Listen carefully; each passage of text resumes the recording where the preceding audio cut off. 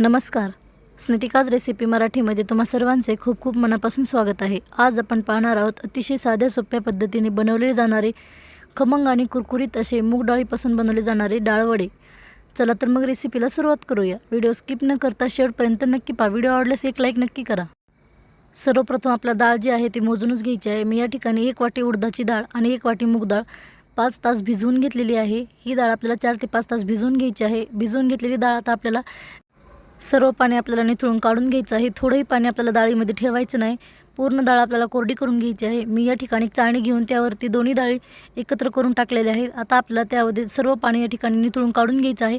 एक 4 ते 5 मिनिट आपण बाजूला ठेवून देऊया. त्यातील पाणी पूर्णपणे निथळून जातं. आता आपण तोपर्यंत वाटण तयार करून घेऊया. मी या ठिकाणी एक मिक्सर जार घेतलेला आहे आणि त्यामध्ये 10 ते 12 लसूण पाकळ्या टाकून घेतलेल्या आहेत. अर्धा इंच आलं बारीक असं कट करून टाकलेलं आहे आणि 4-5 हिरवी मिरची टाकून घेतलेली आहे. तिखट तुम्ही तुमच्या आवडीनुसार कमी जास्त करू शकता. थोडंसं पाणी टाकून एकदम बारीक असं वाटण आपण तयार करून घेतलेलं आहे. आता मी या ठिकाणी एक छोटं टोपलं घेतलेलं आहे. त्यामध्ये आता आपण डाळ टाकून घेतलेलं आहे. डाळीतील पाणी पूर्णपणे निथळून निघून गेलेलं आहे. त्यामुळे मी या ठिकाणी डाळ टाकून घेतलेली आहे. आता आपण त्यामध्ये बारीक कट करून घेतलेला कांदा टाकून घेऊया. मी या ठिकाणी 2 कांदे बारीक अशी कट करून घेतलेले आहेत. थोडीशी कोथिंबीर बारीक अशी कट करून घेतलेली आहे. कोथिंबीर आपल्याला भरपूर टाकायची आहे. आणि त्याचबरोबर मी या ठिकाणी थोडंसं पालक असा एकदम बारीक असा कट करून घेतलेला आहे. पालक तुम्हाला आवडत नसेल तर नाही टाकलं तरी चालतो. 1 चमचा जिरे, पाव चमचा हळदी पावडर, 1 चमचा मीठ आणि त्याचबरोबर मी या ठिकाणी 1 चमचा धने पावडर, 1 चमचा गरम मसाला टाकून घेतलेला आहे. आपल्याला सुके मसाले टाकायचे आहेत.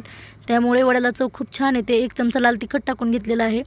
त्याचबरोबर आता आपण त्यामध्ये वाटून घेतलेला ठेचा जो आहे हिरवी मिरचीचा ते टाकून घेऊया.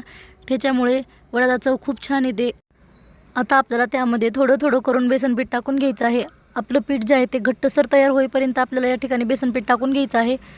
आपण या ठिकाणी थोडाही पाण्याचा न वापर करता हे पीठ मळून घेणार आहोत. अजिबातच पाण्याचा वापर आपल्याला या ठिकाणी करायचा नाही.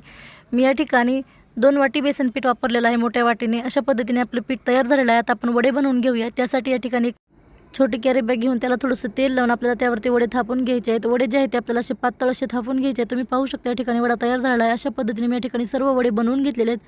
आता आपण वडे तळून घेऊया. त्यासाठी तेल अगोदरच गरम करून घेतलेलं आहे. एक एक करून आपल्याला त्यामध्ये वडे सोडून छान असे खरपूस सोनेरी रंग येईपर्यंत तळून घ्यायचे आहेत. वडे तळताना मीडियम फ्लेमवरच आपल्याला हे वडे तळून घ्यायचे आहेत, म्हणजे खरपूस होतात.